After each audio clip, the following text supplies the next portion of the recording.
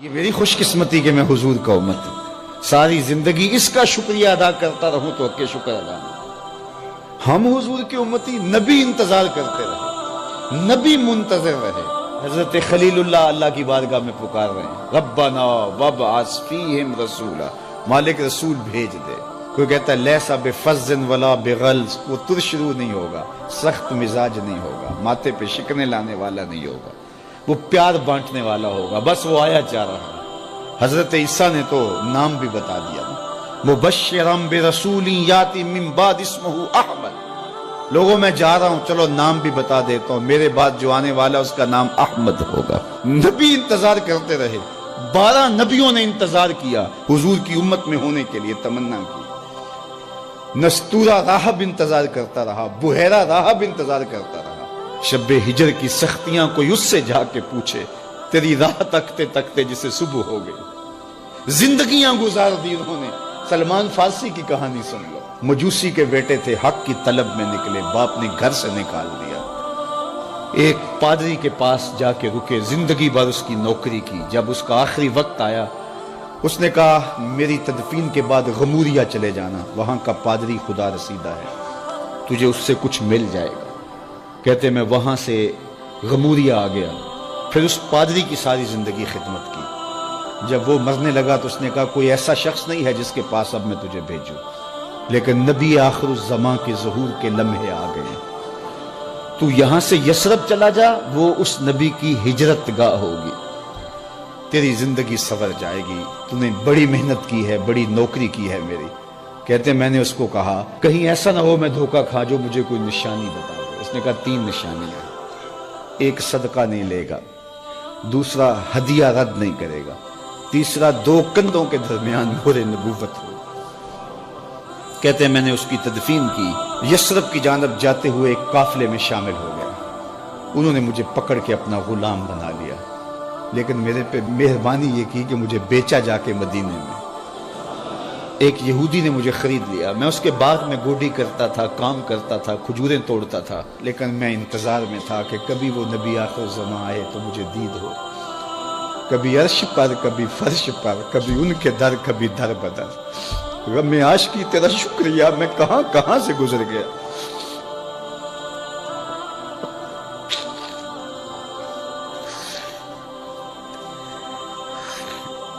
کہتے ہیں ایک دن میں اپنے باغ میں کھجوریں توڑ رہا تھا کہ ہواؤں میں مستی پیدا ہو گئی اور ہر سمت سے طلع البدر علینا کی صدائیں گونجنے لگیں۔ میں سمجھ گیا کہ وہ لمحے آ گئے، میں نے چھلانگ لگا دی اور دوڑ پڑا۔ میرے آقا نے سمجھا شاید غلام بھاگ گیا، اس نے دوڑ کے مجھے پکڑ لیا۔ میں نے اس کو کہا کہ میں نوکر تیرا ہی ہوں، لیکن دل نوکر کسی اور کا ہے، میں بھاگوں گا نہیں، مجھے جانے دے۔ میں کچھ کھجوریں لے گیا تھا صدقے کی نیت سے، جا کے حضور کو پیش کی۔ آقا کریم نے فرمایا ہم نبی صدقہ نہیں لیتے۔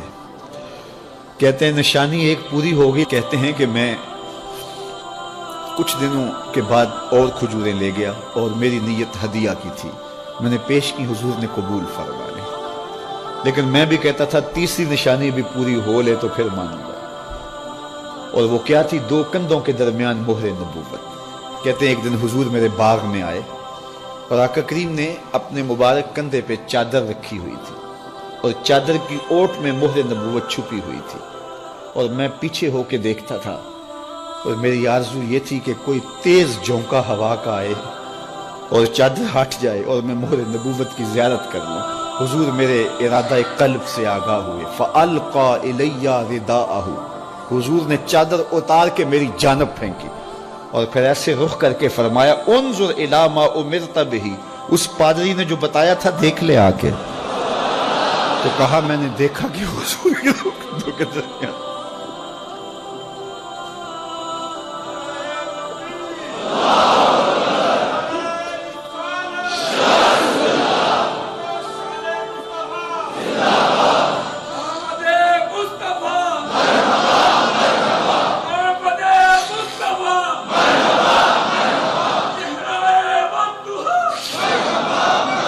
شب ہجر کی سختیاں کوئی اس سے جا کے پوچھے، تیری راہ تکتے تکتے جسے صبح ہو گئی۔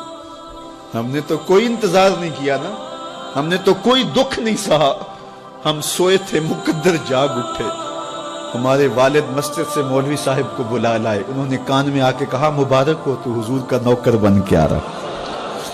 میرے والد گرامی ایک شعر جھوم کے پڑھا کرتے تھے, محمد جانے جانا ہے پیغمبر ہو تو ایسا ہو, رسولوں کی بشارت سے مبشر ہو تو ایسا ہو, امر توقیر کا سب کو موکر ہو تو ایسا ہو, کیا ہم کو غلام ان کا مقدر ہو تو ایسا ہو. میں اپنے مقدر پہ قربان نہ جاؤں, آپ اپنے مقدر پہ نثار نہ جائیں. ہمیں وہ نبی ملا جو نبیوں کا نبی ہے. بنو سعد کے مقدر بھی جاگ اٹھے. اللہ اکبر, کیا وہ خوش نصیب وادیاں تھیں, کیا وہ خوش بخت پہاڑ تھے بنو سعد کے جہاں حضور نے زندگی کے ابتدائی سال گزارے. اللہ اکبر. حضرت حلیمہ سعدیہ کہتی ہیں جب میں حضور کو گھر لے گئی تو میرے گھر میں روشنیاں آ گئیں. باقاعدہ عورتوں نے کہا حلیمہ تو اتنی امیر ہو گئی ہے رات کو بھی دیا نہیں بجھاتی. بڑے امیر کبیر گھرانوں میں بھی رات کو لوگ دیا بجھا دیا کرتے ہیں, لیکن تو اتنی ہی امیر ہو گئی ہے کہ رات کو بھی تیرے گھر کا دیا نہیں بجھتا. تو حلیمہ سعدیہ نے کہا آؤ میں تمہیں بتاؤں میرے گھر میں دیا کون سا روشن. باقاعدہ ہم جولیوں کو بلایا, پالنے میں حضور تھے, اشارہ کر کے کہا ما کننا نحتاج الی السراج من یوم اخذناہ, جب سے یہ پیارا گھر آیا ہے میں نے سارے دیے توڑ دیے. دیے کی ضرورت نہ مشعل کی حاجت, عجب روشنی تو نے پائی حلیمہ, بڑی تو نے توقیر پائی حلیمہ, بنی تو محمد کی دائی حلیمہ. کہا ما کننا نحتاج الی السراج من یوم اخذناہ, جب سے یہ پیارا گھر میں آیا ہے میں نے سارے دیے توڑ دیے. جہاں روشنی چاہیے ہوتی ہے حضور کو اٹھا کے اس کمرے میں لے جاتے ہیں, وہاں انوار پھیل جاتے ہیں, روشنیاں پھیل جاتی ہیں. کیسے اجالے پھیلے, کیسی روشنیاں پھیلیں. حلیمہ دا چھپر کھجوری دے تھلے, ہوراں وچھالے نوری مسلے, فرش تو عرش تک پہ گئی دہائی, حلیمہ نے لٹ لئی خدا دی خدائی. اللہ اکبر. وہ سارا دن تو صحراؤں میں گھوم لیتی تھی, اسے جب بھوک لگتی تھی لبوں کو چوم لیتی تھی. بخت جاگے حلیمہ سعدیہ کے حضور ان کے گھر آئے. اللہ اکبر. جدھر سے گزرتے گئے نور پھیلتا گیا, انوار پھیلتے گئے. حضرت سیدہ طیبہ طاہرہ حضرت عائشہ سلام اللہ علیہا فرماتی ہیں کہ میں کچھ سی رہی تھی کہ میرے ہاتھ سے سوئی گر گئی. اب حضور کے گھر میں دیے میں جلانے کے لیے تیل بھی نہیں تھا, میں پریشان تھی, سوئی گر گئی. اتنے میں حضور تشریف لائے. حضور مسکرائے, کہتی ہے میں نے گمی ہوئی سوئی تلاش کر لی. اللہ اکبر. تو یہ روشنی تھی, یہ انوار تھے. اللہ اکبر. اذا ضحک یتلالع فی الجدر, جب حضور مسکراتے تھے سامنے والی دیواروں پہ عکس پڑتا تھا. اللہ اکبر. جب مسکراتے تھے نور پھیل جاتا تھا. اذا تکلم رؤیا کالنور یخرج من بین ثنایاہ, حضور کے سامنے والے دانتوں میں ہلکا سا فاصلہ تھا, اور جب آقا کریم گفتگو کرتے تھے وہاں سے نور کی کرنیں چھن چھن کے نکلتی تھیں, انوار پھیل جاتے تھے. ایسا نوری ماحول, ایسا نورانی چہرہ. حضرت ابو ہریرہ بولے کل قمر لیلۃ البدر لم ارى قبلہ ولا بعدہ مثلہ. کیا پوچھتے ہو, 14ویں رات کا چمکتا ہوا چاند تھے میرے حضور. پھر کہا نہیں نہیں نہیں, حضور جیسا نہ پہلے دیکھا نہ بعد میں دیکھا. حضرت حسان بن ثابت پاس کھڑے تھے. کہا دیکھتے کیسے, کسی ماں نے جنم دیا ہوتا تو دیکھتے. خدا نے وہ سچائی پن چھڑیا جدے وچ محمد نو ٹالیا سی. حسینہ جمیلہ دا منہ موڑ دیتا, محمد بنا کے قلم توڑ دیتا. مثل او در عالم امکان متصور نیست. حضرت شیخ مجدد کہتے ہیں حضور کی مثل بزم عالم میں ممکن ہی نہیں ہے, ہو ہی نہیں سکتا.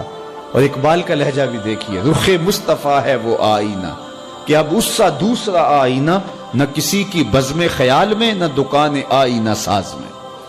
تو وہ پیکر تراشا, وہ پیکر تراشا, مکھ چند بدرشا شانی ہے, متھے چمک دی لاٹ نورانی ہے, کالی زلف تیک مستانی ہے, مخمور رکھی ہند مد بھری. کیسا جمال دیا, کیسا حسن دیا.